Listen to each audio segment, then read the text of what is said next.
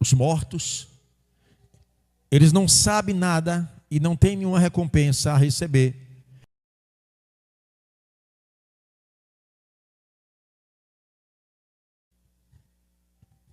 Vamos aqui trabalhar. Memória. Parei, pastor. E morto tem memória? O cérebro não já se foi? Os bichos não já corromperam tudo? E como é que os mortos pensam? Como é que a Bíblia diz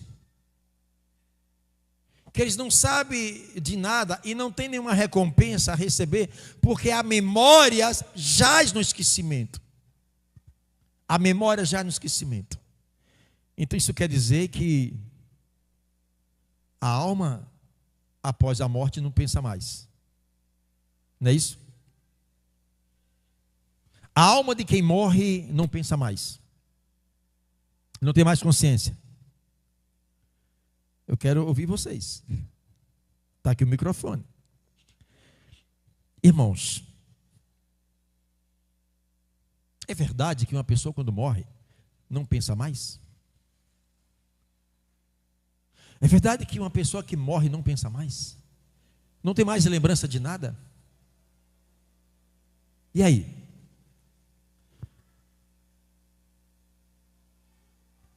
Alguém quer... Isso aqui não morde, não tem boca, não tem veneno.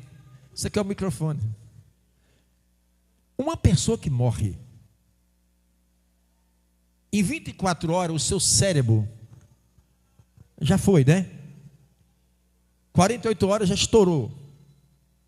Os vermes já comeram. Vai lá um ano depois, 2 anos depois, tirou lá abriu a catatumba, o que é que tem lá? Só os ossos, não tem mais cérebro. Então eles não podem mais pensar. A pergunta é: a alma de uma pessoa que morre pensa? Porque a Bíblia está dizendo que a memória dele jaz no esquecimento. Observe o que a Bíblia está falando. Passe aí o 6. Está aqui o microfone, viu? 6, 9, 6. Pastor, o senhor está criando uma confusão na minha mente. Deus não é Deus de confusão. A Bíblia está dizendo que a morte, que a memória dos que morrem jaz no esquecimento.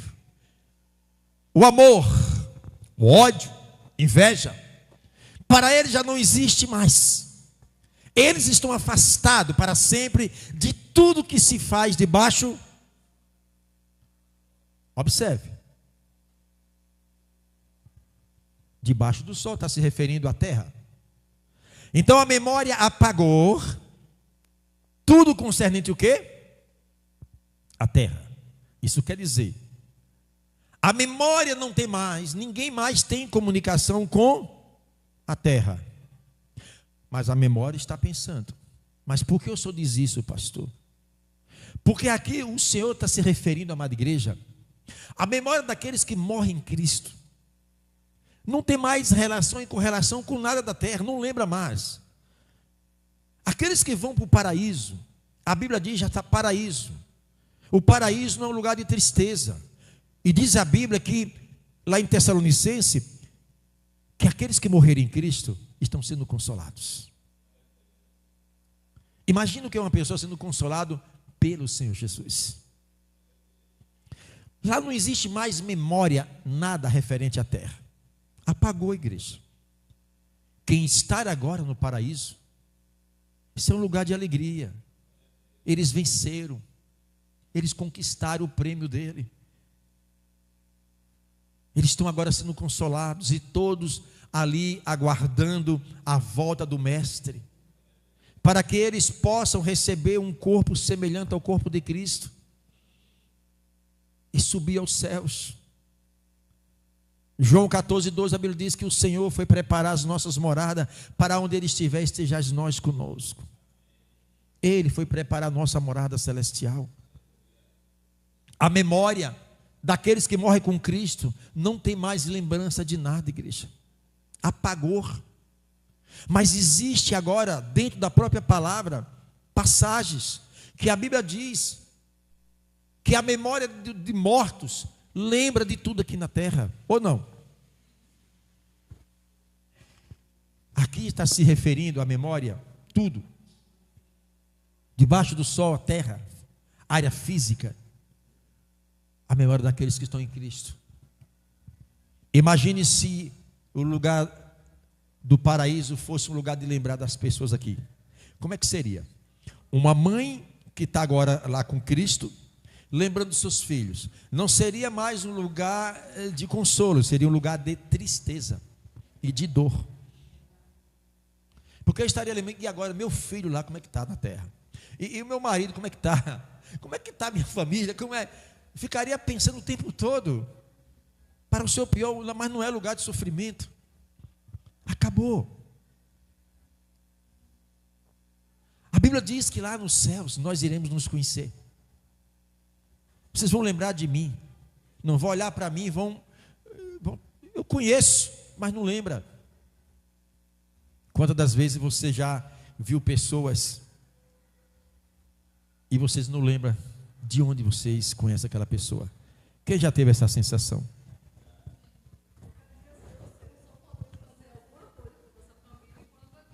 Vamos, é porque tem muita gente nos assistindo e a sua opinião também vale para quem está nos assistindo. Amém. Então, era justamente o que eu estava tentando juntar aqui as palavras em relação a pensamento. Nós pensamos enquanto estamos mortos, né? Sim. Justamente não pensa, né? Porque se a mãe se foi, ela trabalhou aqui na terra para que sua família viesse conhecer a Deus, né? Ou um pai ou um filho, né? Então tudo que a gente tinha que fazer agora. Tinha que fazer enquanto vivo, justamente depois da morte e descanso, mas só em Cristo Jesus. Aí, pastor, a gente lembra daquela passagem de Lázaro, né?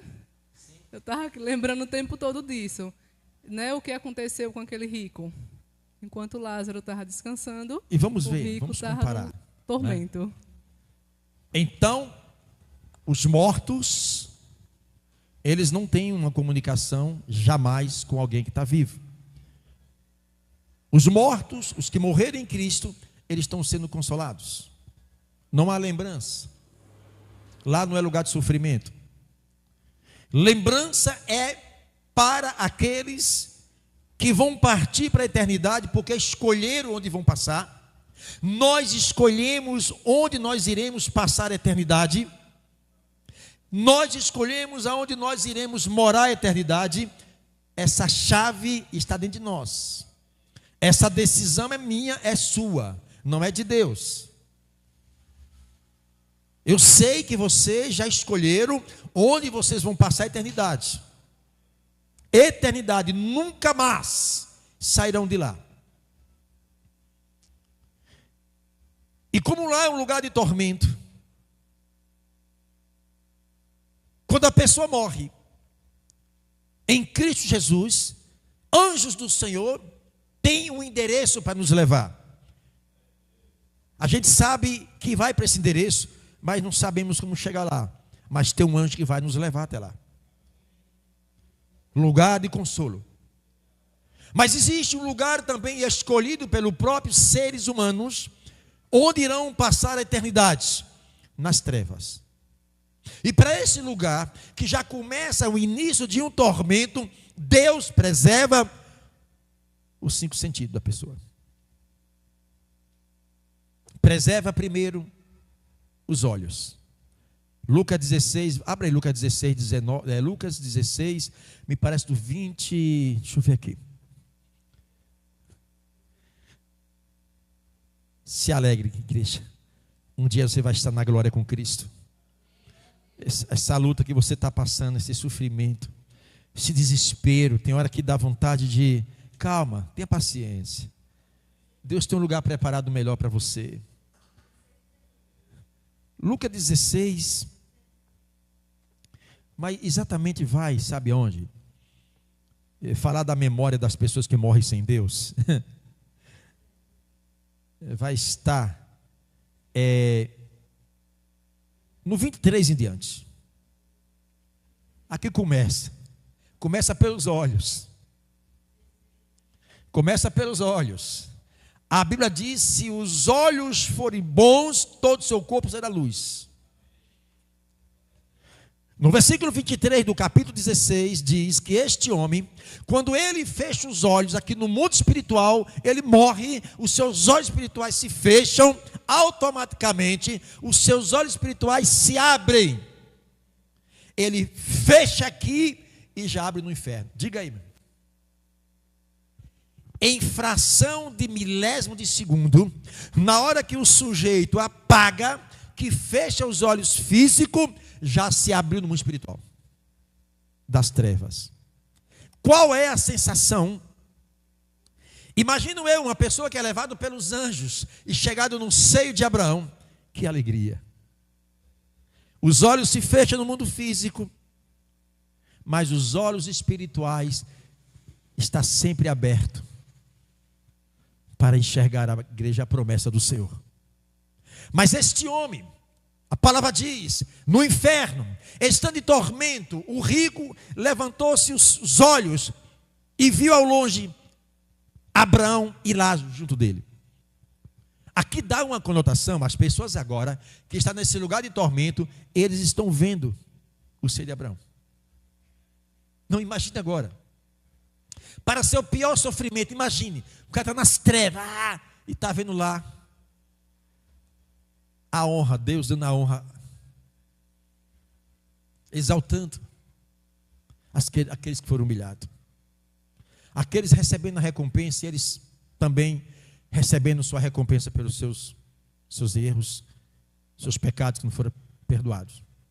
Então, quando ele vê Abraão, é como se quem está na terra está vendo lá, para o seu pior sofrimento. E ele abre os olhos em tormento. Eles não abrem os olhos em alegria, em tormento. Fecha os olhos físicos e já abre em tormento. É a escolha. Não escolheu? Agora vão ter que passar o resto da vida.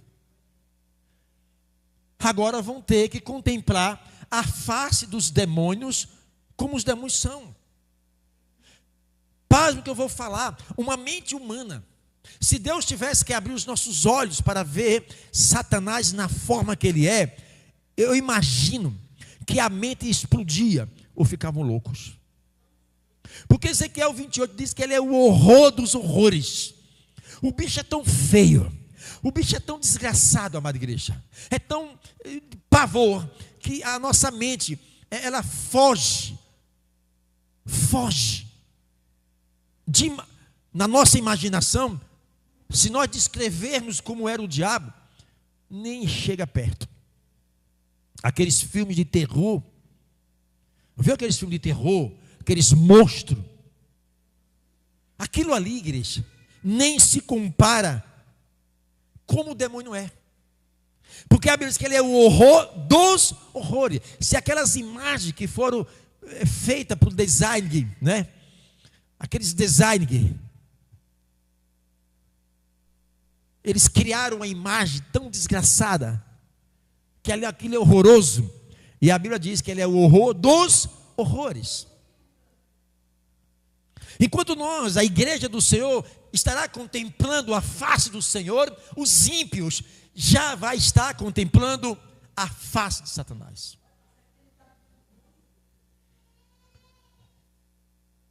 Mas passe o que eu vou falar. Os demônios não estão ainda nesse lugar de tormento. Os demônios não estão nesse lugar de tormento. Esse lugar de tormento é uma antessala de espera. Geralmente, quando você vai falar com um advogado, uma autoridade, vocês não vão diretamente falar com a autoridade. Vocês passam por uma secretária. Existe uma antessala de espera, não é isso? Pois não, eu quero falar com fulano, não aguenta aí, se eu comunicar, não é? Ou às vezes tem hora marcada de você falar. Aí fique aqui, espere aí. É uma sala de espera para falar com. O lugar de tormento é mais ou menos isso, é uma sala de espera. Então, nessa sala de sofrimento, os demônios não estão lá. o que tem lá é tormento. Mas esse tormento não é ainda o tormento dos tormentos. E ele abre os olhos. Passe ali. Não tenha medo não, igreja. Isso aqui é a realidade. Então gritando. Quer dizer que eles estão gritando? Em Tessalonicenses diz que as pessoas que morrem com Cristo são consoladas. Não fala em tormento, não fala em grito. Aqui eles estão gritando. E aqui não são qualquer grito. Aqui é grito do espírito, da alma gritando. Gritando de dor e de tormento. O fogo, este fogo não é fogo de cozinhar comida, não é fogo de uma caldeira, de uma indústria. Não, isso não é, isso é fogo físico. Isso aqui é um outro fogo.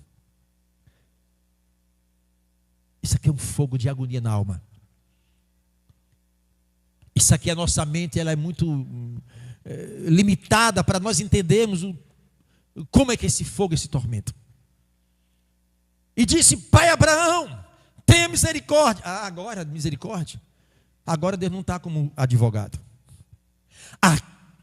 Aqui Jesus não está mais como advogado para defender ou para derramar sua misericórdia. Ele agora está como juiz. Aí não tem mais misericórdia. Igreja, hoje Jesus está como nosso advogado para nos defender diante do Senhor, amada igreja. O Senhor está como nosso advogado, porque Ele é fiel e justo para perdoar nossos pecados.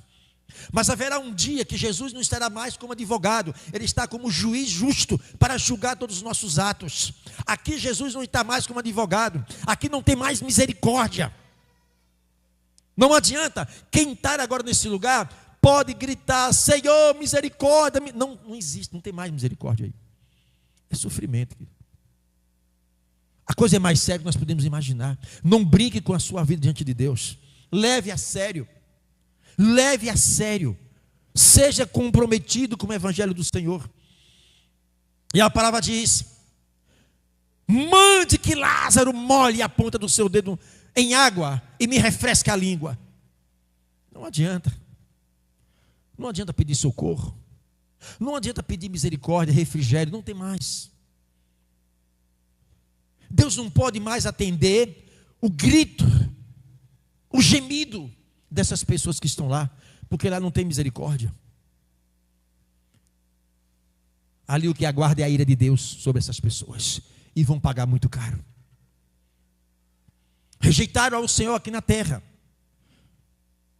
mas na vida espiritual o Senhor vão rejeitar eles.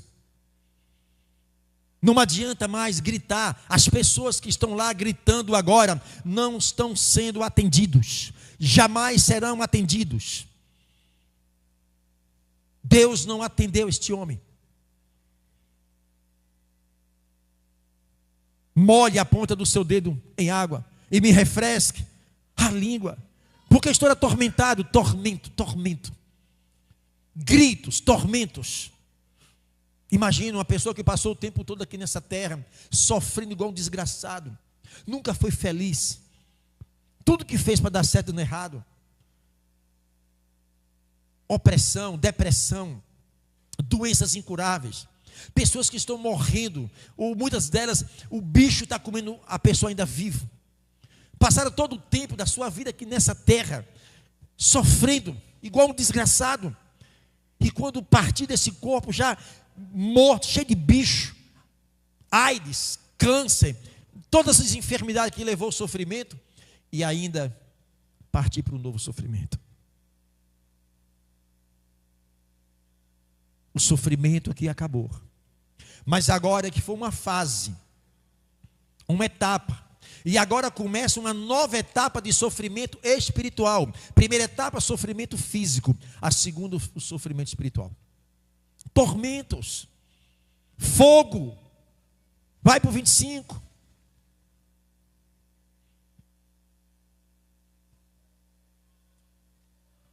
Passa para o 25. Será que esta passagem, algo que diz: mas Abraão disse: filho, lembra-se de que você recebeu os seus bens durante a sua vida, enquanto Lázaro só teve males. Agora, porém, ele estará consolado aqui, enquanto você está atormentado? A resposta de Deus. A sua memória agora te faz lembrar o seu condenado, malditos. Quantas vezes eu tive ao seu lado e você me rejeitou? Quantas vezes estendi as mãos para te levantar e você não reconheceu?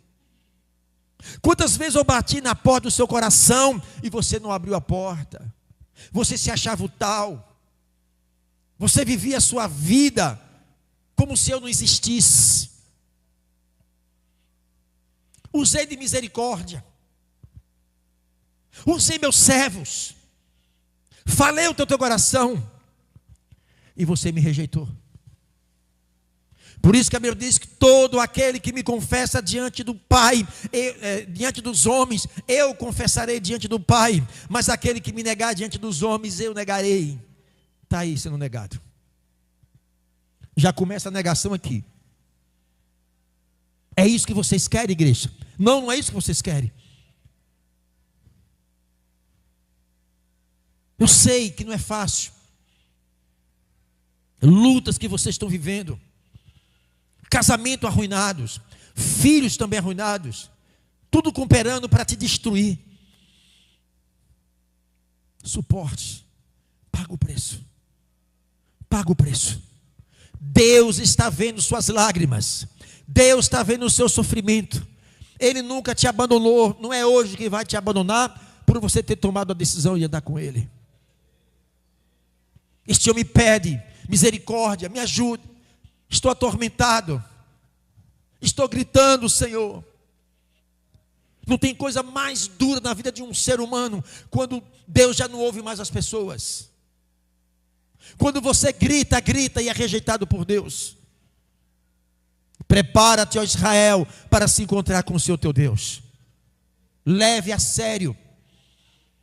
Não seja aqueles crentes frouxos, como diz Provérbios 24:10.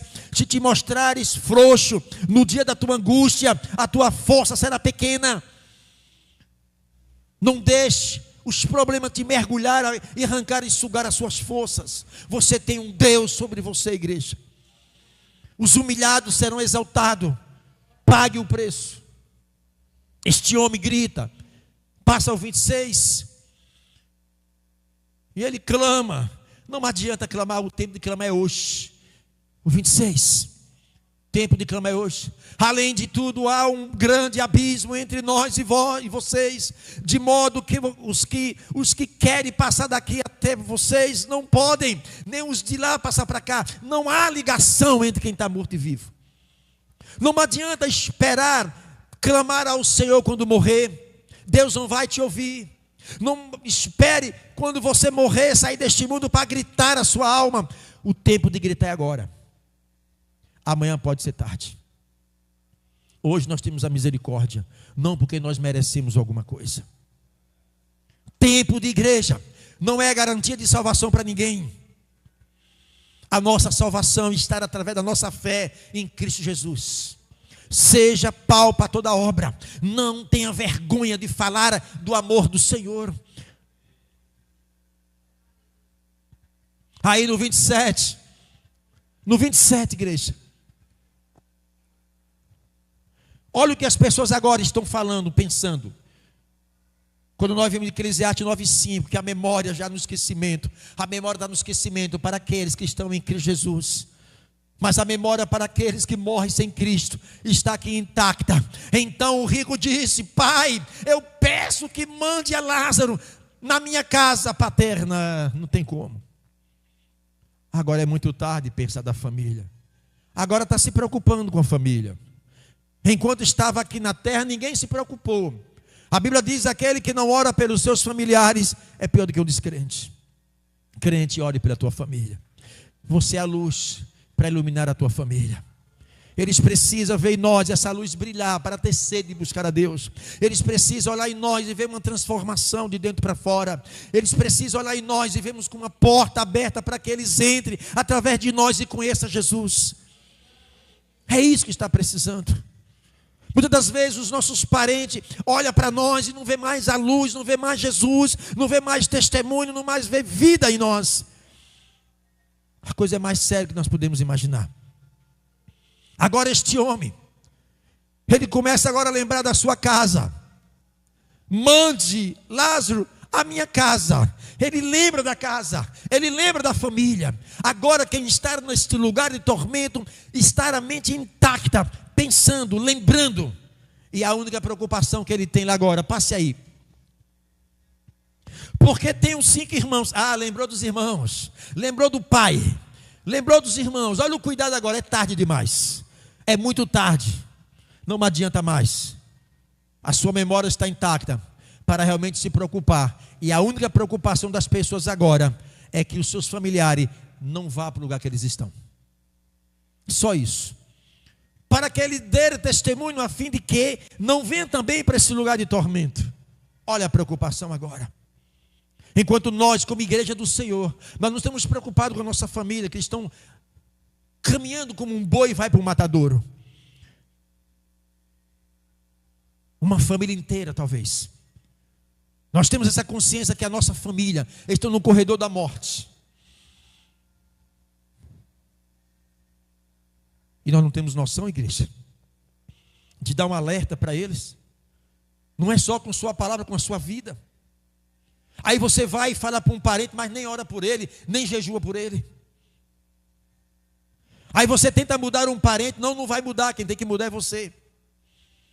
Entenda que o seu parente é um ser espiritual como você é. Hoje você tem a visão espiritual, eles não têm. Eles não têm.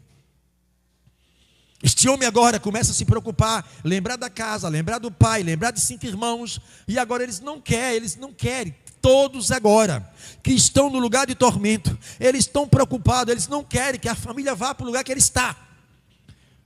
E aí dá uma conotação que ele tem uma consciência muito aguçada. Consciência que nunca mais vão sair dali. Esse é o pior sofrimento. Eles têm consciência. Nenhum momento este homem pediu: Deus, me tire daqui. Deus avisa a minha família para não vir para aqui. E em nenhum momento ele clamou ao Senhor para pedir ao Senhor que tirasse eles de lá. Porque ele sabe que ali não há mais misericórdia. Ali há o rigor da lei. Eu não vou para este lugar, porque eu não fui feito para ir para este lugar. Esse lugar não foi feito para mim. Esse lugar não foi feito para você. A sua escolha em Cristo Jesus te livrou desse lugar. Mas enquanto nós estamos aqui, precisamos vencer todos os dias, porque o reino dos céus é tomado através de esforços. Crente frouxo, covardes, medíocres, medrosos, vão ficar no meio do caminho, porque só querem receber de Deus, não querem se doar para Deus. Você vai receber de Deus aquilo que você dá para Ele. Só isso. Deus não vai te dar nada além daquilo que você dá para Ele. A minha vida é um reflexo. O mundo físico é um reflexo do meu vida espiritual.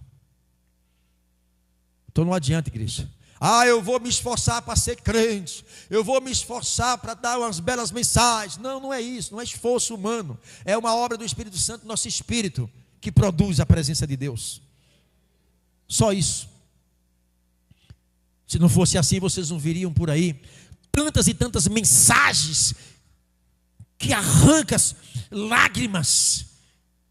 Belas mensagens, belas palavras. Mas muitas das vezes é o Espírito do homem que está ali falando. Porque quando é o Espírito Santo no Espírito do homem, a palavra vai no mais interior da alma da pessoa e começa a transformar de dentro para fora. E esta palavra não passa a ser só um emocionalismo, mas virtude que transforma. A igreja está fadada nisso, se adaptando aos emocionalismos. Deus é conosco. Eu sei que eu vou partir. Não sei quando, não sei como. Eu só sei de uma coisa. Que a minha fé e a minha convicção é o que vai me projetar para onde eu irei. Só isso. Não é o tempo de igreja, não é o tempo de leitura bíblica ou conhecimento bíblico. É o tempo e o grau de conhecimento daquilo que eu tenho aprendido na palavra. Fazendo da palavra como algo espiritual para alimentar o meu espírito. E eu passo a ver a Deus com o meu espírito, com a minha comunhão. Busque a Deus. Tira tempo para Deus. Procura mudar a sua vida e seu estilo de vida. Que talvez esse estilo de vida está te levando só ao fracasso. Não espere do seu esposo, da sua esposa, do seu marido. Busca dentro de você essa transformação. Porque essa luz que está sobre você é o suficiente para dissipar as trevas que está do seu lado. Mas para isso, a pancada é forte. O couro tem que engrossar. É necessário às vezes o sofrimento. É necessário às vezes a dor. Para nos tornar mais experiente e perseverante com a palavra de Deus. Amém, igreja?